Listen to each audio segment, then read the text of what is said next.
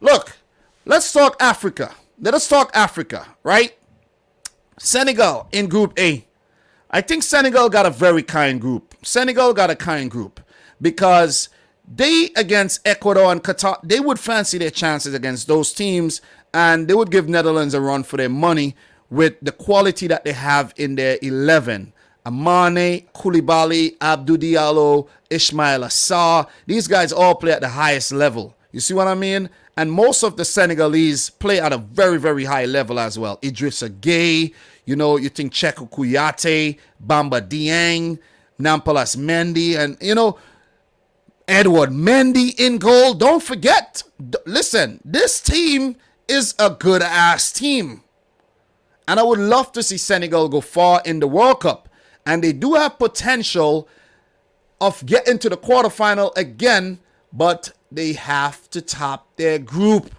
Top your group.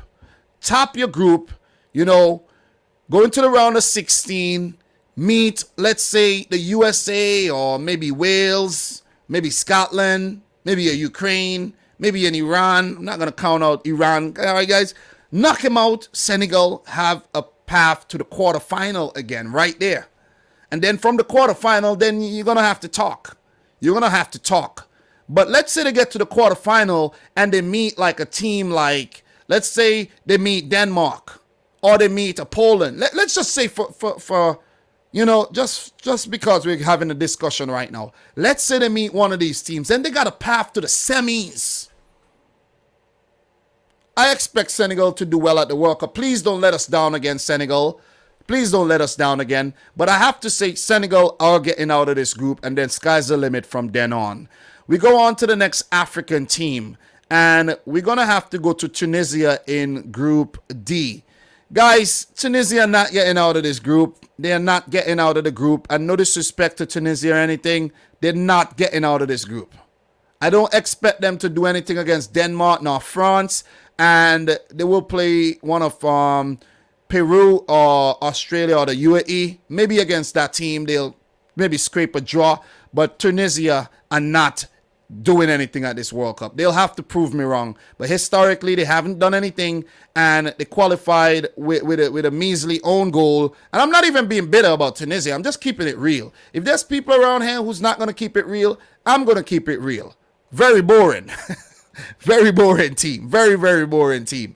So look, I don't know if who are you from? Where are you from? Sefa? Are you talking about Iran? Are you from Iran? I don't know where you're from, but we're talking Africa right now, and then we jump into Asia and then land the plane. So Tunisia not making it. They're not making it. We go on to Morocco.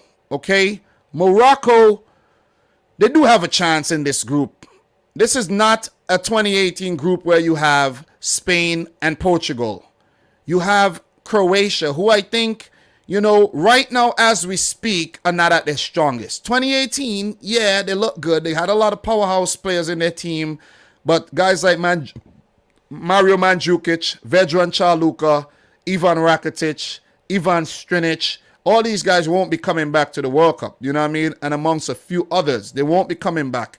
This team is still going through a transition, still trying to figure out a lot of things, and that's where they could be vulnerable. Luka Modric is 4 years older than he was in 2018, and not that he's slowed down or anything, but still, it must take a toll on the player. So I have to say that Morocco do have a chance, but they have to absolutely beat Canada and get something against Croatia. They're not beating Belgium. They're not getting anything against Belgium.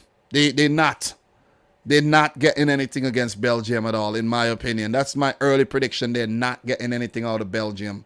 So Morocco do stand a chance to get to the round of 16 at least. But I think in the round of 16, that is where it ends. Because you're going to come up against Spain or Germany, you're not getting past those teams.